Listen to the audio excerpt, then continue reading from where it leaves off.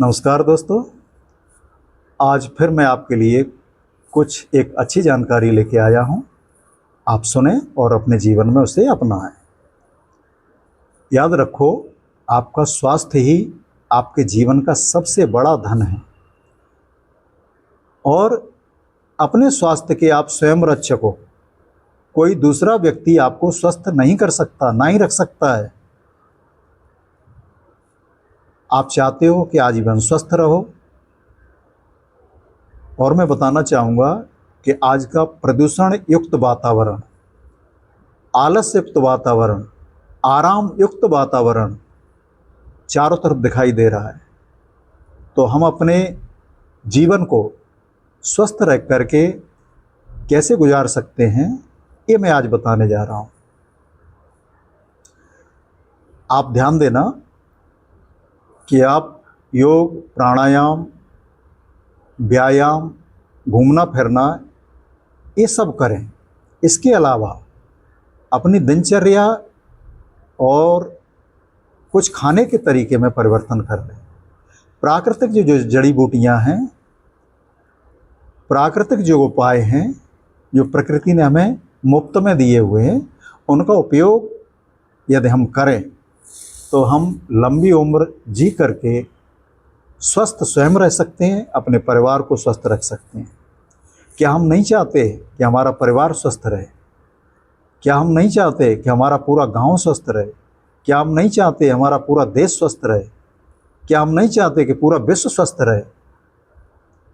यदि हम चाहते हैं, परोपकार की यदि भावना है, तो कोई बड़ी बात नहीं है। तो हमें करना क्या पड़ेगा? इसे स्वयं सुने, मैं जो बता रहा हूँ उसे स्वयं जानें, दूसरों को भी बताएं, और मैं जो बता रहा हूँ उसको लोगों में शेयर करना न भूलें। मैं आपको जानकारी दे दूं, रोग होते हैं 3 प्रकार के: दैहिक, दैविक और भौतिक। दैहिक जो रोग हैं, यानी शरीर में जो रोग लगते हैं, जैसे बीमार पड़ना, और जिसे हम औषधि से या दवाई से हम दूर करते हैं। दैविक जो रोग हैं,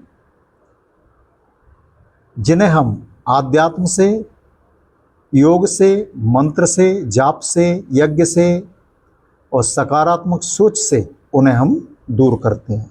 और जो भौतिक रोग हैं, वो अपनी इच्छाओं को नियंत्रित जब हम कर लेते हैं तो भौतिक रोग भी समाप्त हो जाते हैं।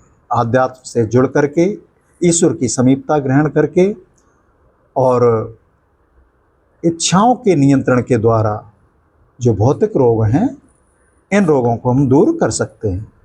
आप यह 3 प्रकार को रोगों से दूर रहना चाहते हैं तो मेरे बताए हुए कुछ तरीके हैं, उनका अनुसरण करके देखिए। अभी तो आपको लगेगा कि मैं स्वस्थ हूँ, क्योंकि आपका शरीर बहुत कुछ बना रहा है अभी तो, लेकिन जब उम्र ढलती जाती है तो हमें रोग घेरने लगते हैं। आपको रोग न घेरें बुढ़ापे तक, तो मैं आपको आज 8 जड़ी बूटियाँ बताने वाला हूँ। उन्हें अपने खान पान में जोड़ लें, दिनचर्या में शामिल कर लें। सबसे पहले है अश्वगंधा। इससे होता क्या है? शरीर मजबूत रहता है, तनाव दूर करता है और नींद की समस्या हल होती है, मानसिक स्वास्थ्य अच्छा रहता है।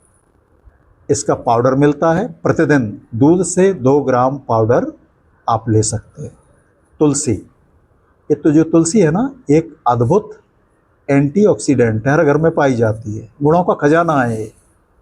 सर्दी, जुकाम, बुखार, संक्रमण, खांसी नहीं होगा, श्वास रोग नहीं होगा। रोज खाली पेट 9 से लेके 11 पत्ते सुबह पानी के साथ लें। तीसरा है त्रिफला। त्रिफला वात, पित्त, कफ, 3 चीज़ें जब संतुलित रहती हैं व्यक्ति की, तो सारे रोग दूर रहते हैं।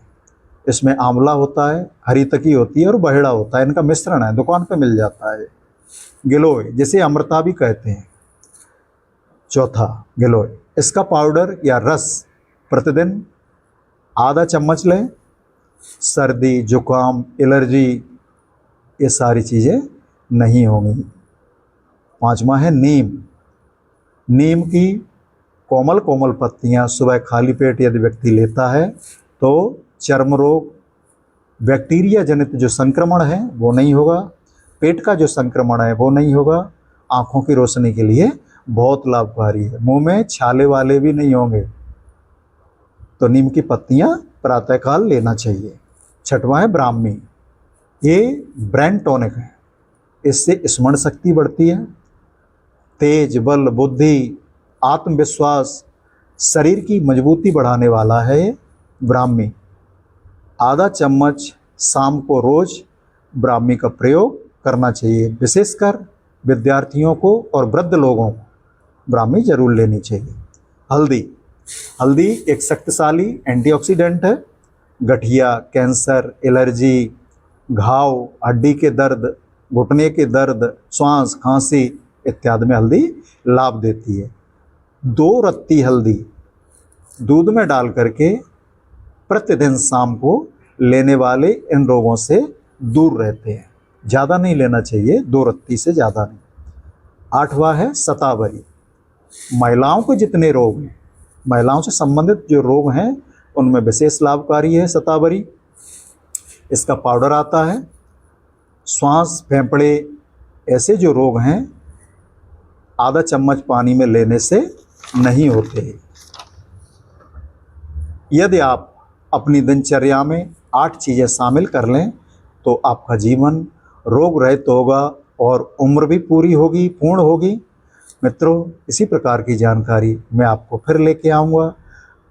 मेरा चैनल यदि आपने सब्सक्राइब नहीं किया है तो सब्सक्राइब कर लें, लाइक कमेंट भी करें, जिससे मैं उत्साहित रहूं और उत्साहित होकर के आपके लिए अच्छी अच्छी जानकारियां लाता रहूं। चैनल पर यदि नए हैं तो ज़रूर सब्सक्राइब कर लें। आप सभी दीर्घायु हों, आपकी उम्र लंबी हो। सर्वे भवन्तु सुखिनः, सर्वे सन्तु निरामया। बहुत बहुत धन्यवाद।